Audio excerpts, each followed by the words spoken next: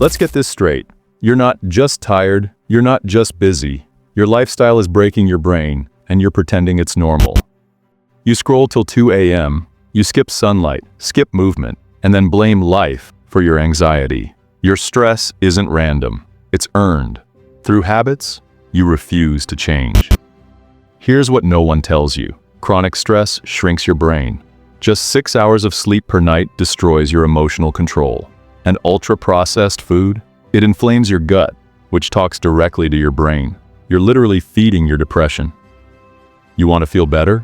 Then stop treating your body like a trash can. Move, breathe, sleep before midnight. Touch grass. Lift something heavy. Say no to dopamine-draining garbage.